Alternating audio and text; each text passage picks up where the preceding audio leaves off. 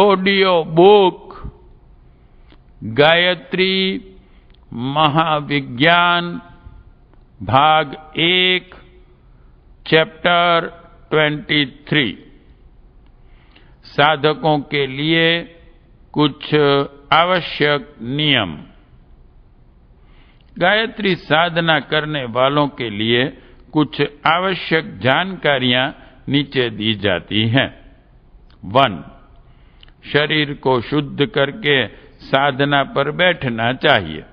साधारणतः स्नान के द्वारा ही शुद्धि होती है, पर किसी विवशता, ऋतु प्रतिकूलता या अस्वस्थता की दशा में हाथ मुंह धोकर या गीले कपड़े से शरीर पोंछकर भी काम चलाया जा सकता है। 2. साधना के समय शरीर पर कम से कम वस्त्र रहने चाहिए। शीत की अधिकता हो तो कसे हुए कपड़े पहनने की अपेक्षा कंबल आदि ओढ़कर शीत निवारण कर लेना उत्तम है। 3. साधना के लिए एकांत खुली हवा की एक ऐसी जगह ढूंढनी चाहिए जहां वातावरण शांतिमय हो। खेत, बगीचा, जलाशय का किनारा, देव मंदिर इस कार्य के लिए उपयुक्त होते हैं, पर जहां ऐसा स्थान मिलने की असुविधा हो, वहां घर का कोई स्वच्छ और शांत भाग भी चुना जा सकता है। 4. धुला हुआ वस्त्र पहनकर साधना करना उचित है। 5. पालथी मारकर सीधे सादे ढंग से बैठना चाहिए। कष्ट साध्य आसन लगाकर बैठने से शरीर को कष्ट होता है और मन बार बार उचटता है, इसलिए इस तरह बैठना चाहिए कि देर तक बैठे रहने में असुविधा न हो। 6. रीढ़ की हड्डी को सदा सीधा रखना चाहिए। कमर झुकाकर बैठने से मेरुदंड टेढ़ा हो जाता है और सुषुम्ना नाड़ी में प्राण का आवागमन होने में बाधा पड़ती है। 7. बिना बिछाए जमीन पर साधना करने के लिए न बैठना चाहिए। इससे साधना काल में उत्पन्न होने वाली शारीरिक विद्युत जमीन पर उतर जाती है। घास या पत्तों से बने हुए आसन सर्वश्रेष्ठ हैं। कुश का आसन, चटाई, रस्सियों का बना फर्श सबसे अच्छे हैं। इनके बाद सूती आसनों का नंबर है। ऊन तथा चर्म के आसन तांत्रिक कर्मों में प्रयुक्त होते हैं। 8. माला तुलसी या चंदन की लेनी चाहिए।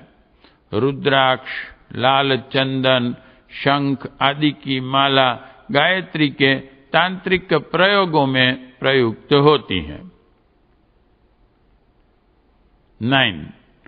प्रातः काल 2 घंटे तड़के से जप आरंभ किया जा सकता है। सूर्य अस्त होने के 1 घंटे बाद तक जप समाप्त कर लेना चाहिए। 1 घंटा शाम का, 2 घंटे प्रातः काल के कुल 3 घंटों को छोड़कर रात्रि के अन्य भागों में गायत्री की दक्षिण मार्गी साधना नहीं करनी चाहिए। तांत्रिक साधनाएं अर्धरात्रि के आसपास की जाती हैं। 10. साधना के लिए 4 बातों का विशेष रूप से ध्यान रखना चाहिए।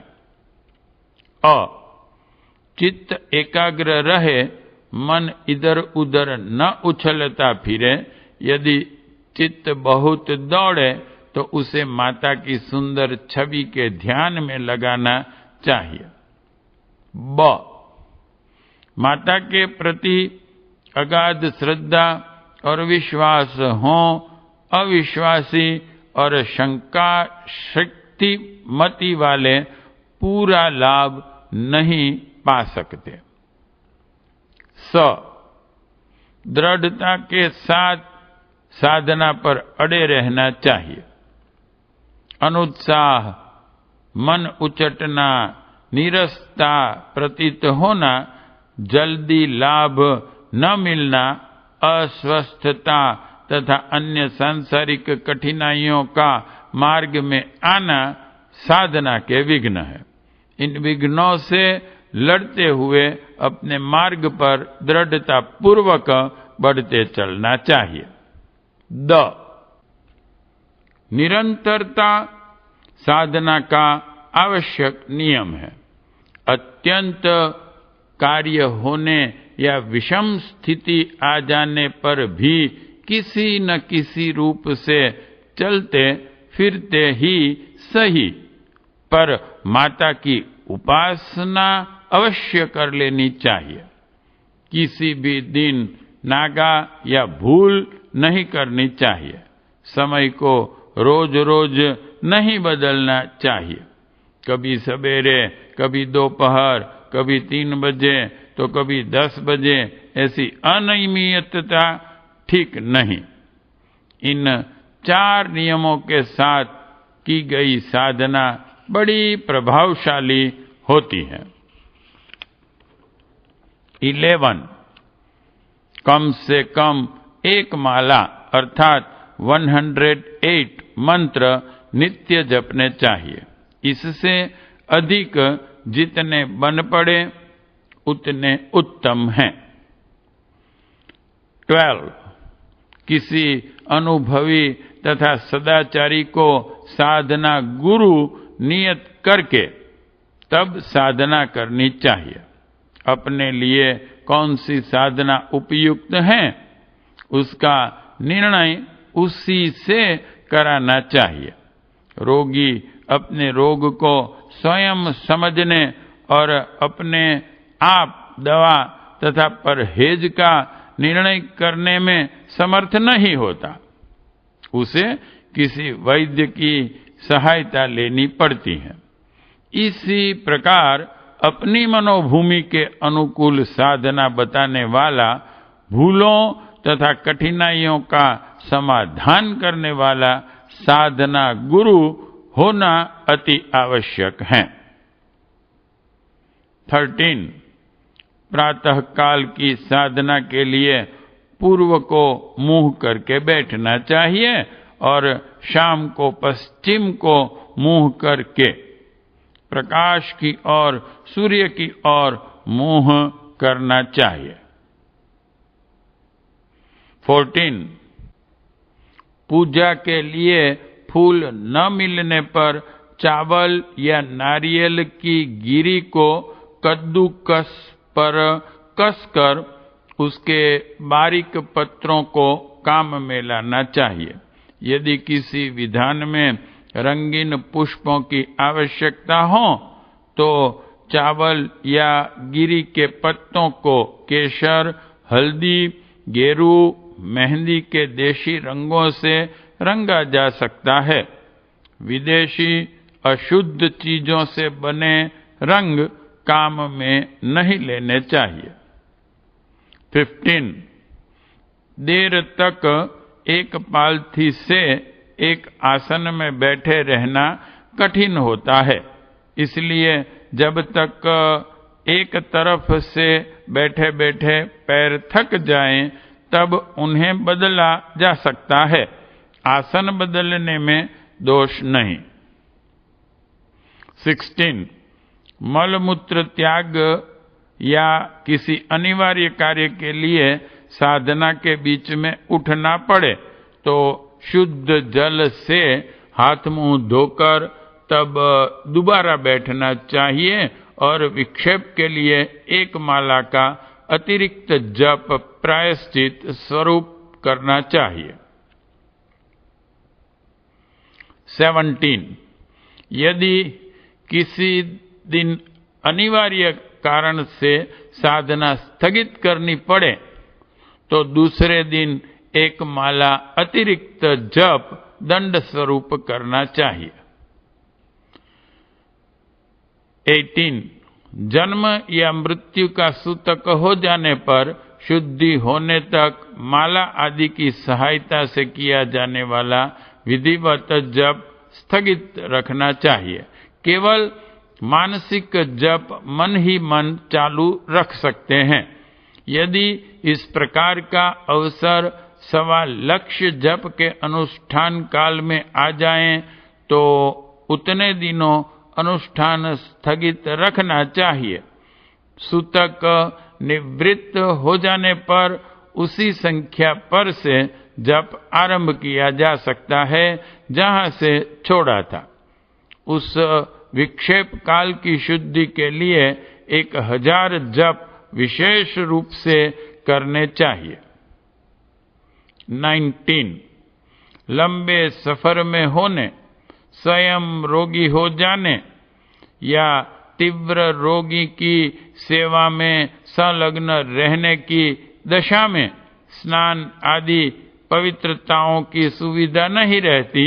ऐसी दशा में मानसिक जप बिस्तर पर पड़े पड़े, रास्ता चलते या किसी भी अपवित्र दशा में किया जा सकता है। 20 साधक का आहार विहार सात्विक होना चाहिए। आहार में सतोगुणी, सादा, सुपाच्य, ताजे तथा पवित्र हाथों से बनाए हुए पदार्थ होने चाहिए। अधिक मिर्च मसाले, तले हुए पकवान, मिष्टान, वासी, बूसे, दुर्गंधित मांस, नशीले, अभक्ष्य, उष्ण, दाहक, अनीति उपार्जित, गंदे मनुष्यों द्वारा बनाए हुए, तिरस्कार पूर्वक दिए हुए भोजन से जितना बचा जा सके उतना ही अच्छा है। 21 व्यवहार जितना भी प्राकृतिक, धर्म संगत, सरल एवं सात्विक रह सके उतना ही उत्तम है। फैशन परस्ती, रात्रि में अधिक जगना, दिन में सोना, सिनेमा, नाच, रंग अधिक देखना, पर निंदा, छिद्रान वेषण, कलह, दुराचार, ईर्ष्या, निष्ठुरता, आलस्य, प्रमाद, मद, मत्सर से जितना बचा जा सके बचने का प्रयत्न करना चाहिए। 22 यों ब्रह्मचर्य तो सदा ही उत्तम है, पर गायत्री अनुष्ठान के 40 दिन में उसकी विशेष आवश्यकता है। 23 अनुष्ठान के दिनों में कुछ विशेष नियमों का पालन करना पड़ता है जो इस प्रकार हैं। 1 ठोड़ी के सिवाय सिर के बाल न कटाएं। ठोड़ी के बाल अपने हाथ से ही बनाएं। चारपाई पर न सोएं। तख्त या जमीन पर सोना चाहिए। उन दिनों अधिक दूर नंगे पैरों न फिरे। चाम के जूते के स्थान पर खड़ाऊ आदि का उपयोग करना चाहिए। 4 इन दिनों एक समय आहार, एक समय फलाहार लेना चाहिए। अपने शरीर और वस्त्रों से दूसरों का स्पर्श कम से कम होने दें। 24 एकांत में जप करते समय माला खुले रूप से जपनी चाहिए। जहां बहुत आदमियों की दृष्टि पड़ती हो वहां कपड़े से ढक लेना चाहिए या गोमुखी में हाथ डाल लेना चाहिए। 25 साधना के उपरांत पूजा के बचे हुए अक्षत, धूप, दीप, नैवेद्य, फूल, जल, दीपक की बाती, हवन की भस्म आदि को यों ही जहां तहां ऐसी जगह न फेंक देना चाहिए जहां वह पैरों तले कुचलती फिरे। उन्हें किसी तीर्थ, नदी, जलाशय, देव मंदिर, कपास, जौ, चावल का खेत आदि पवित्र स्थानों पर विसर्जित करना चाहिए। चावल चिड़ियों के लिए डाल देना चाहिए। नैवेद्य आदि बालकों को बांट देना चाहिए। जल को सूर्य के सन्मुख अर्घ्य देना चाहिए। 26 वेदोक्त रीति की यौगिक दक्षिण मार्गी क्रियाओं में और तंत्रोक्त वाम मार्गी क्रियाओं में अंतर है। योग मार्गी सरल विधियां इस पुस्तक में लिखी हुई हैं। उनमें कोई विशेष कर्मकांड की आवश्यकता नहीं है। शाप मोचन, कवच, कीलक, अर्गला, मुद्रा, अंग, न्यास आदि कर्मकांड तांत्रिक साधनाओं के लिए हैं। इस पुस्तक के आधार पर साधना करने वालों को उसकी आवश्यकता नहीं है। 27 गायत्री का अधिकार ब्राह्मण, क्षत्रिय, वैश्य इन तीनों द्विजातियों को है। वर्ण जन्म से भी होते हैं और गुण कर्म स्वभाव से भी। आजकल जन्म से जातियों में बड़ी गड़बड़ी हो गई है। कोई उच्च वर्ण समय के फेर से नीच वर्णों में गिने जाने लगे हैं और कई नीच वंश उच्च कहलाते हैं। जहां अधिकार के संबंध में कुछ गड़बड़ी की आशंका हो, वहां अपनी स्थिति के बारे में शांति कुंज हरिद्वार से निर्णय कराया जा सकता है। 28 वेद मंत्रों का सस्वर उच्चारण करना उचित होता है, पर सब लोग यथाविधि सस्वर गायत्री का उच्चारण नहीं कर सकते।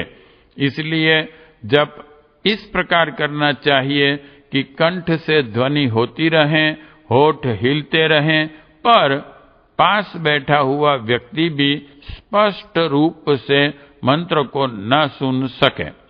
इस प्रकार किया जप स्वर बंधनों से मुक्त होता है। 29 साधना की अनेकों विधियां हैं। अनेक लोग अनेक प्रकार से करते हैं।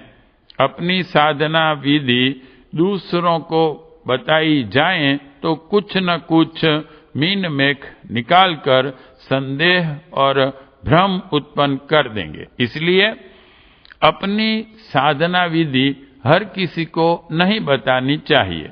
यदि दूसरे मतभेद प्रकट करें तो अपने साधना गुरु को ही सर्वोपरि मानना चाहिए। यदि कोई दोष की बात होगी तो उसका पाप या उत्तरदायित्व उस साधना गुरु पर पड़ेगा। साधक तो निर्दोष और श्रद्धा युक्त होने से सच्ची साधना का ही फल पाएगा। वाल्मीकि जी उल्टा राम नाम जप कर भी सिद्ध हो गए थे। 30 गायत्री साधना माता की चरण वंदना के समान है। यह कभी निष्फल नहीं होती, उल्टा परिणाम भी नहीं होता। भूल हो जाने पर अनिष्ट की कोई आशंका नहीं। इसलिए निर्भय और प्रसन्न चित्त से उपासना करनी चाहिए। अन्य मंत्र अविधि पूर्वक जपे जाने पर अनिष्ट करते हैं, पर गायत्री में यह बात नहीं है। वह सर्व सुलभ, अत्यंत सुगम और सब प्रकार सुसाध्य है। हाँ, तांत्रिक विधि से की गई उपासना पूर्ण विधि विधान के साथ होनी चाहिए। उसमें अंतर पड़ना हानिकारक है। 31 जैसे मिठाई को अकेले अकेले ही चुपचाप खा लेना और समीपवर्ती लोगों को उसे न चखाना बुरा है, वैसे ही गायत्री साधना को स्वयं तो करते रहना, पर अन्य प्रियजनों, मित्रों, कुटुंबियों को उसके लिए प्रोत्साहित न करना एक बहुत बड़ी बुराई तथा भूल है। इस बुराई से बचने के लिए हर साधक को चाहिए कि अधिक से अधिक लोगों को इस दिशा में प्रोत्साहित करें। 32 कोई बात समझ में न आती हो या संदेह हो तो जवाबी पत्र भेजकर शांति कुंज हरिद्वार से उसका समाधान कराया जा सकता है। 33 माला जपते समय सुमेरु यानी कि माला के आरंभ का सबसे बड़ा दाना का उल्लंघन नहीं करना चाहिए। एक माला पूरी करके उसे मस्तक तथा नेत्रों से लगाकर पीछे की तरफ उल्टा ही वापस कर लेना चाहिए। इस प्रकार माला पूरी होने पर हर बार उलट कर ही नया आरंभ करना चाहिए। अपनी पूजा सामग्री ऐसी जगह रखनी चाहिए जिसे अन्य लोग अधिक स्पर्श न करें। चैप्टर 23 समाप्त।